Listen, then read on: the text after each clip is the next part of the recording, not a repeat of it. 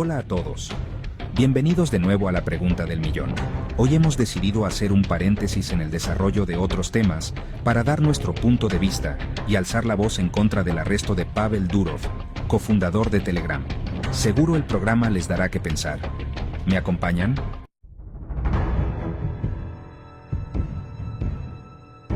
El reciente arresto de Pavel Durov, cofundador de Telegram en Francia, ha desencadenado un debate crucial sobre la responsabilidad de los propietarios de plataformas digitales respecto a las acciones de sus usuarios.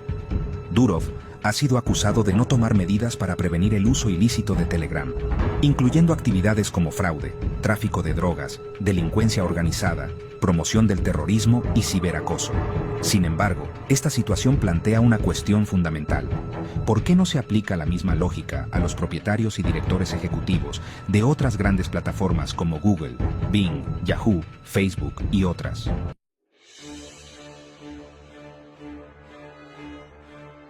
Plataformas digitales y ciberdelitos. Las redes sociales y otras plataformas digitales se han convertido en herramientas poderosas, pero también en espacios donde se han cometido diversos delitos cibernéticos. Miremos algunos ejemplos de cómo estas plataformas han sido utilizadas para actividades ilícitas. Propagación de noticias falsas.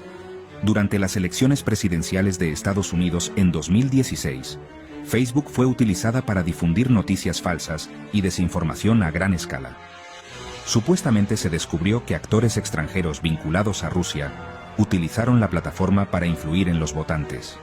Aunque Facebook implementó medidas después de que el escándalo salió a la luz, los directivos no enfrentaron cargos penales por la falta de control inicial.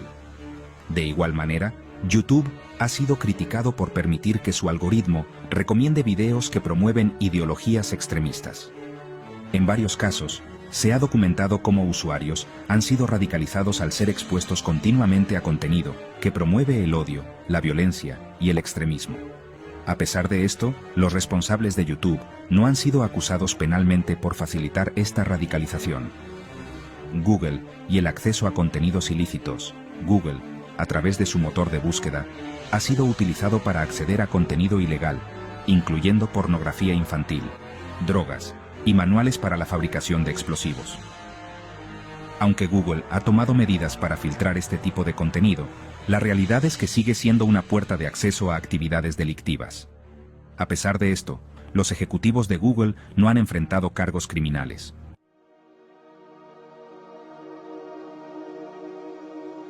La situación de Durov plantea una cuestión fundamental. Si los propietarios de plataformas digitales deben ser responsables por las acciones de sus usuarios, ¿no deberíamos aplicar la misma lógica a otros contextos? Por ejemplo, si un empleado o un usuario de una empresa física comete un delito, ¿deberíamos responsabilizar al presidente de la empresa? ¿O si un ciudadano comete un crimen, deberíamos arrestar al presidente de su país? Esta extrapolación ilustra lo absurdo de la situación. Empresas físicas y responsabilidad penal. En el mundo físico, responsabilizar a un presidente o CEO de una empresa por las acciones de sus empleados o sus usuarios sería ridículo.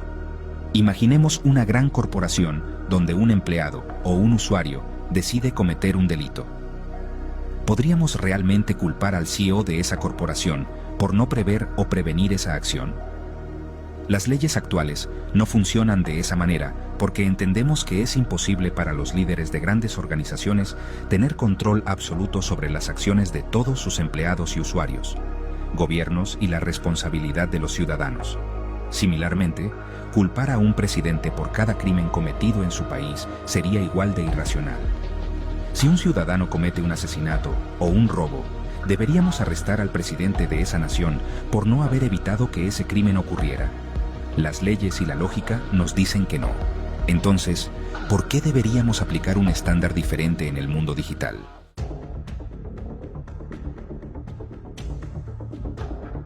Motivaciones. Geopolíticas. Castigo por la independencia.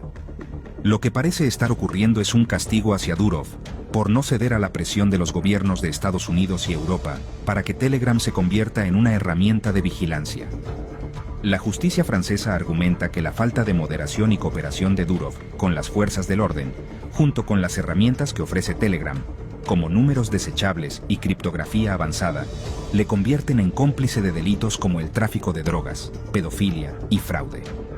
Sin embargo, esta acusación parece más una excusa para ejercer presión sobre un empresario que se ha negado a colaborar con los intereses de vigilancia y control estatal.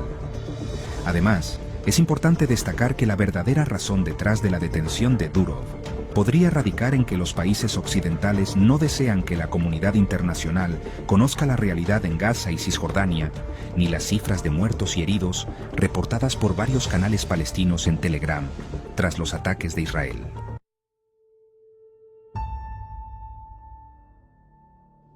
El doble rasero y la selectividad judicial. Si la falta de cooperación y la presencia de herramientas que protegen la privacidad de los usuarios son suficientes para acusar a Durov, entonces los responsables de plataformas como Google, Bing, Yahoo y Facebook deberían enfrentar cargos similares. Estas plataformas también permiten la difusión de contenido ilegal, y en muchos casos, sus herramientas de privacidad son igual o menos robustas que las de Telegram. No obstante, estos directivos no están siendo acusados de cómplices por los delitos cometidos a través de sus plataformas, lo que evidencia un doble rasero en la aplicación de la ley. Durov es un empresario de origen ruso que ha mantenido una postura firme en cuanto a la independencia y la protección de la privacidad en su plataforma. Esto lo ha puesto en la mira de gobiernos que buscan aumentar su capacidad de vigilancia digital. Castigar a Durov de esta manera podría ser un intento de obligarlo a ceder, o, al menos, enviar un mensaje a otros empresarios que se resisten a la colaboración con las agencias de inteligencia occidentales.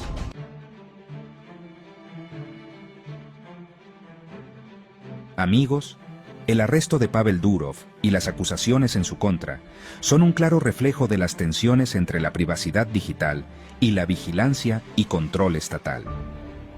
La verdadera causa de la detención de Durov podría estar vinculada no solo a su negativa de ceder a los gobiernos occidentales la privacidad de sus usuarios, sino a intereses geopolíticos. En particular, se sugiere que los países occidentales intentan frenar la difusión de información sobre la situación en Gaza y Cisjordania, especialmente en relación con los números de muertos y heridos publicados por canales palestinos en Telegram después de los ataques de Israel.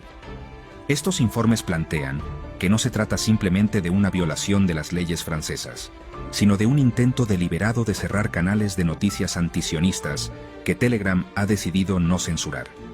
Consideremos lo siguiente: si la lógica utilizada para responsabilizar a Pavel Durov por las acciones de los usuarios de Telegram se aplicara de manera uniforme, estaríamos frente a un panorama en el que directivos de grandes plataformas y hasta líderes de naciones podrían ser culpabilizados por las acciones de otros. ¿Les parece coherente? Otro factor que debemos tener en cuenta es que si los empresarios llegan a temer ser responsabilizados penalmente por las acciones de sus usuarios, o verse obligados a ceder al control estatal todos los datos privados, tanto de empresas como de particulares, podrían optar por no desarrollar nuevas tecnologías o por no mejorar las existentes, afectando así el crecimiento de la economía digital. Además, la presión sobre las grandes plataformas podría impulsar un movimiento hacia tecnologías descentralizadas, como las basadas en blockchain, donde la responsabilidad es distribuida y más difícil de atribuir. Aunque estas tecnologías aún no ofrecen las mismas ventajas que las plataformas centralizadas, su adopción podría crear un entorno menos controlado y con riesgos o posibilidades impredecibles, tanto para los gobiernos como para los usuarios. La reacción de la opinión pública frente a la detención de Durov también es un factor clave. Para muchos, este acto puede ser visto como un intento de los gobiernos de silenciar a una plataforma que se ha resistido a ceder al control estatal. Este caso podría desencadenar movilizaciones en defensa de los derechos digitales, similares a las vistas durante los debates sobre la neutralidad de la red. La narrativa de que los gobiernos están utilizando la justicia para coartar la libertad de expresión y el discurso en línea podría ganar fuerza, especialmente entre aquellos que ya desconfían de las intenciones gubernamentales. Las acusaciones contra Durov sugieren un trasfondo más complejo y global, donde se refuerza la idea de que esta detención es más un ataque contra la libertad de información que una cuestión meramente legal. Con la posibilidad de que otros países sigan los pasos de Francia, lo que no solo pone en peligro la libertad en Internet, sino que también expone la hipocresía y el doble rasero en la aplicación de la justicia.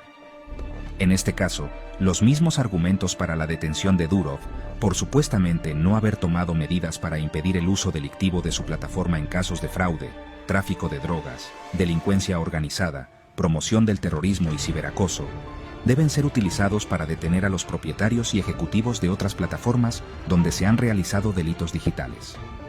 Durov parece estar siendo castigado no por lo que ha hecho, sino por lo que representa: una resistencia a la vigilancia masiva y un compromiso con la libertad de información y con la privacidad.